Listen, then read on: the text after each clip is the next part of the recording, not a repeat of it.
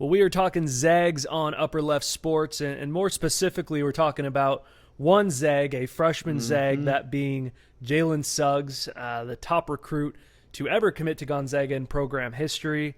And boy, the first two games, we really did get a chance to see how special this kid is. We really did, man. You know, you come in, you're the number 6 recruit in the nation. Like you said, it's the highest recruit that Gonzaga has ever got to commit to them. And tell you what, man, as a Zag fan, I know both you and I had very high expectations coming into the season. And I'm pretty blown away that we may have undervalued Jalen Suggs. Yeah, and the NBA mocksters for the draft next year are taking notice. NBAmockdraft.net, after just 2 games, has Jalen Suggs now going number 1 overall to the Golden State Warriors. Can you imagine if that actually happened? Some things in life just aren't fair, man. That would just be unreal. Bleacher Report has him going number 7 to the Chicago Bulls. If that happened, he'd be joining fellow Zach Norvell, who just signed a contract with Chicago. Could you imagine the energy and the swag that team would have with those two? Yeah, I would just get one of those Memphis Grizzly, Chicago Bull jerseys. The half and half? Yeah. Oh, yeah. Yeah, I sure. got you. Even with the bottoms with the rip-off warm-up sweats. But Tankathon has him going number 3 to the Pistons. NBA Draft Room has him going number 6 to the Kings. And I'll tell you what, I just think that for all of these mock drafts, they're all just kind of getting caught up to watching his first 2 games. Because if you have watched his first 2 games, one thing's apparent, and it's not that he will go number 1, it's that he has a real shot to go number 1 overall. 100%. Yeah, I mean, you know, we talked about it. There were a few mock drafts. I mean, actually not a few. Most of them had him, you know, probably just outside the lottery or fringe lottery coming into the season. Those mocks are out the window at this point. I think everyone knows, barring any health issues, Jalen Suggs is going top 10. And like you said, I mean, this is realistically the first chance, you know, where this is a possible number 1 pick. Of course, Adam Morrison went number 3 years ago for Gonzaga. But the hype behind Jalen Suggs right now is becoming very, very real. Yeah, and I think on the national level, there were a lot of questions like we had. How would he play for a number 1 overall team? You know, would there be a learning curve? You know, I don't think anyone expected him on the national stage to look as good as he has so early. And we talked about it. That's something Mark Few in this program had to offer a kid like Jalen is come to Gonzaga. You're going to get to play on ESPN, CBS, Fox. You're going to get to play on national games your first, you know, only year in college. Yeah. Where had he stayed home, gone to Minnesota, he's not getting, you know, that much press or national TV time.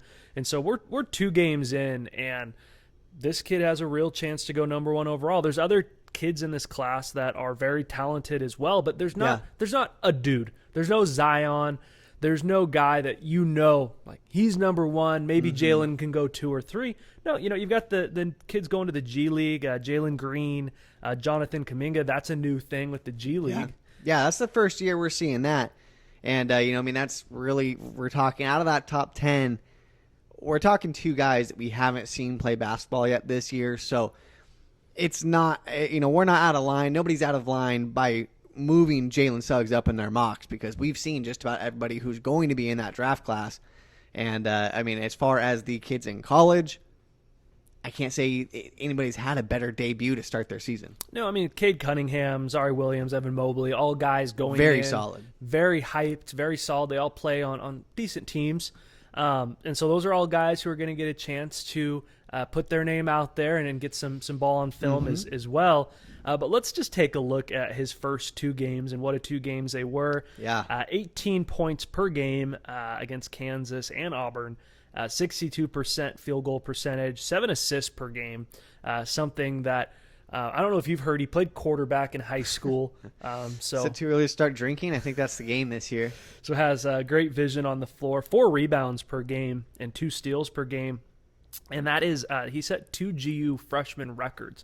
Most points per game through his first 2 seasons, two games, and assists. And he wasn't playing Central and Eastern Washington. He was playing the number 6 team in the country and a very solid SEC team in Auburn. Yeah, of course. I mean, even though Auburn's unranked, it's a Bruce Pearl coach team. Bruce Pearl has been a great coach. You know he prepares his guys, and of course they're young. But much like you said, man, that's not like a bye game that you would typically see in the start of a season. And Jalen Suggs came out. He took full advantage of that platform that he was given with this schedule. We talked about it in our season preview. Playing Kansas meant that, you're going to face one of the best defensive teams in the country. Marcus Garrett, of course, one of the best defensive players in the country.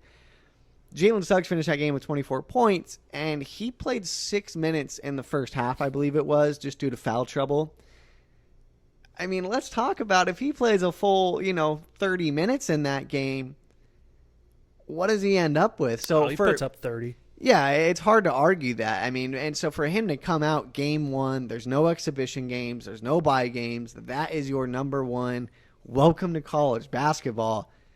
Tell you what, man, that is how you make a statement, and that is exactly what he did. He might have a sweet little hezzy move to the basket, but this kid has no hesitation in terms of taking the ball to the rim. None. And that's what I think is going to separate him from other kids in this class. Having not watched these other kids that we mentioned, is he lacks no confidence. He looks like he could step into an NBA team today, not miss a beat. Doesn't mean he's going to be as skilled as the other dudes on the floor, but he's not going to hesitate. He's not going to lack any confidence, and he has the skill set. I mean, this is a kid that can be a lockdown defender, has a great passing ability, can shoot, gets to the rim at an elite, level.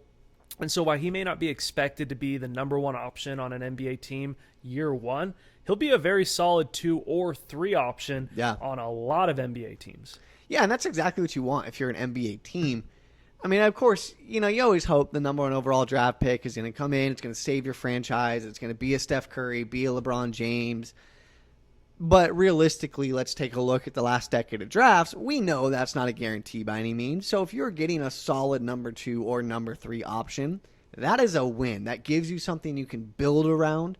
And if he's a number 2 or 3 option in year one, year 3, the plan is for him to be that number 1 guy. So that's a win as an NBA team if you're getting that out of him.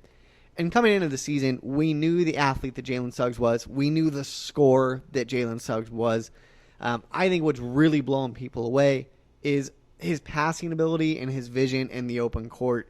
I mean, this is a guy, he's not, it's not like he's throwing 7 easy passes to a wide open Kispert all game. I mean, he has had some incredible passes through 2 games, and they're all built off of his game. He's using his elite ability to attack the rim, and with that, he forces help. He is, a heady enough player and has that vision to not force those. He's had some amazing dump-offs, to Drew Timme down low.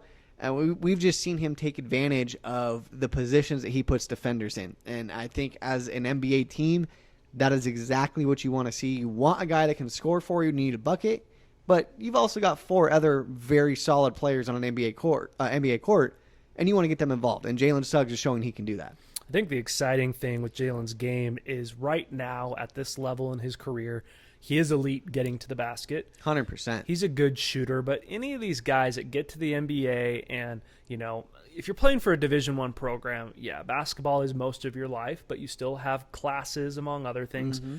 When you get to the NBA and all you're doing is playing basketball for 8 to 10 hours a day, what you see almost every single time, even with, guys like post players, Zach Collins or Brandon Clark, is they become even better shooters when they get to the league.